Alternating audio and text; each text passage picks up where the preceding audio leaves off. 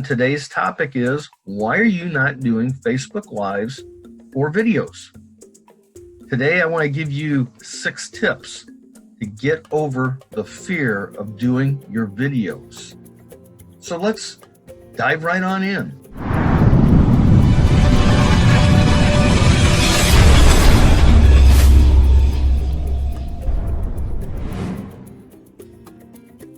Number one, acknowledge your limited and limiting beliefs in yourself.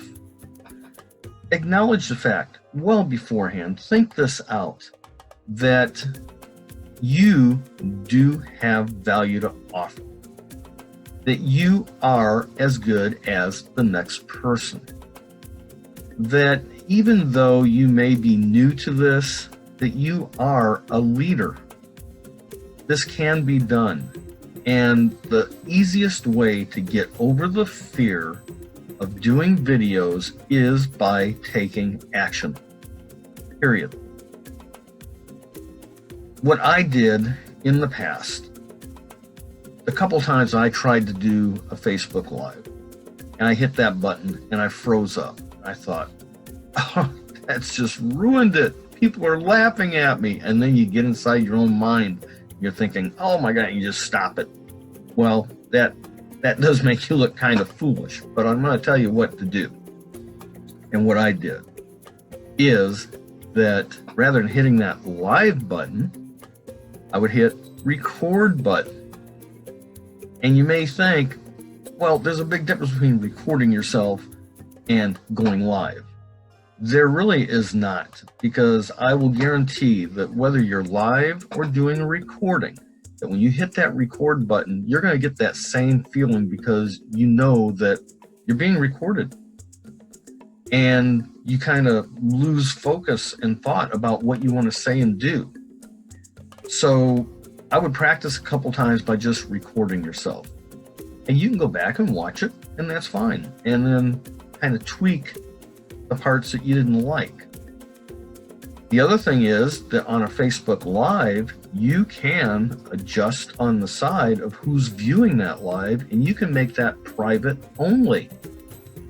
Why not do some dry runs where you're actually doing a live, but it's only going to yourself? It's going to show up on your timeline, but nobody else will see it. And you can go back and watch it and critique yourself. If you don't like it, don't post it. If you did like it, make it public. You can run it as a live that way. It won't get quite as much reach with the algorithm, but it will be posted and you can feel better about it. But a little bit of practice will help. Number 2, take the focus off of yourself. Keep in mind that you are the messenger. People are going to tune in to hear what you have to say because you have value to offer about an issue people may be having, and you are solving their problem. So you are only the messenger in between.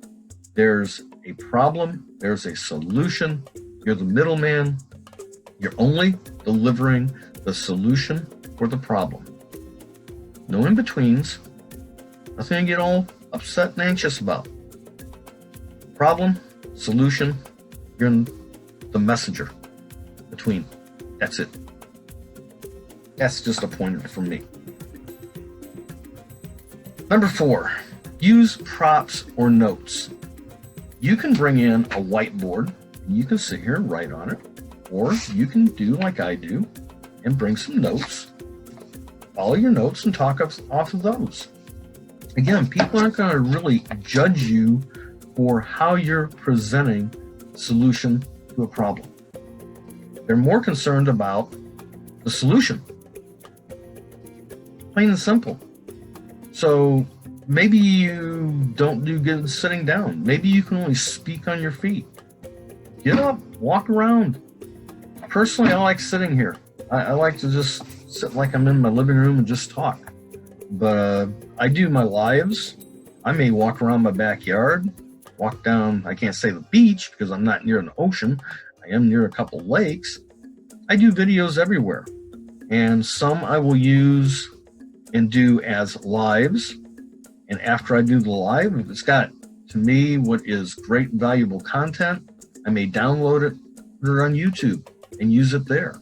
You can use this content in a few different formats.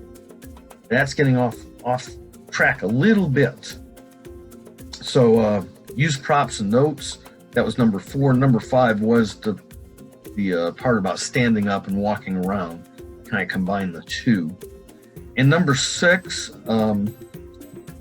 focus on the camera and not on yourself. Now, I do a couple different things. I may look at the camera directly, but to me, that gets a little bit boring to stare at a little light. Some people look at themselves, but then they get all freaked out thinking, I can't look, I'm doing this. I look this way, I look that way.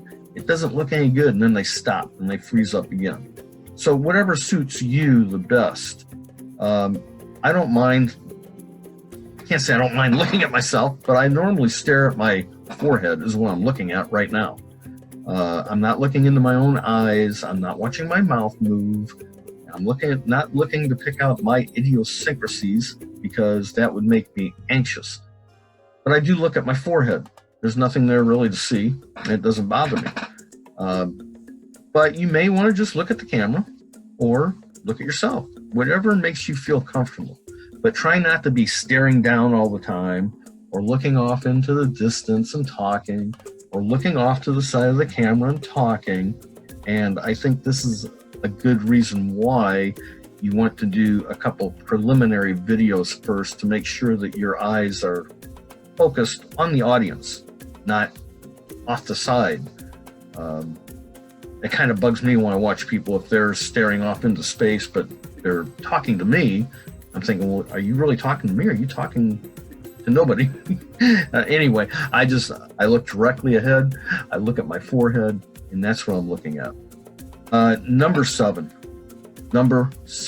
This is big, and I didn't want to put it first because it would kind of take away from everything else, but preparation for your video is key.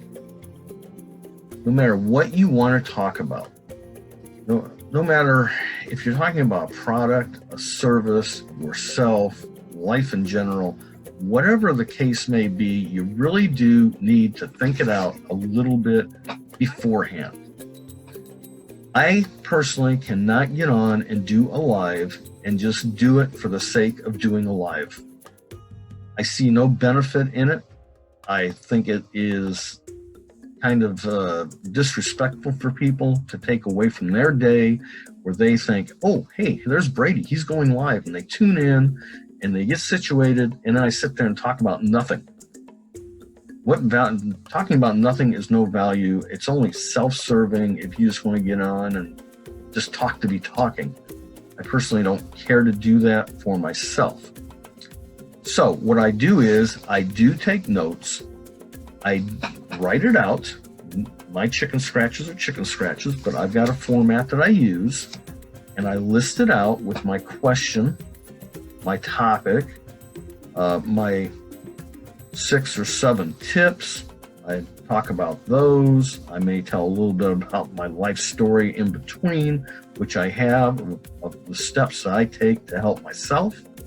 And I hope that those help you.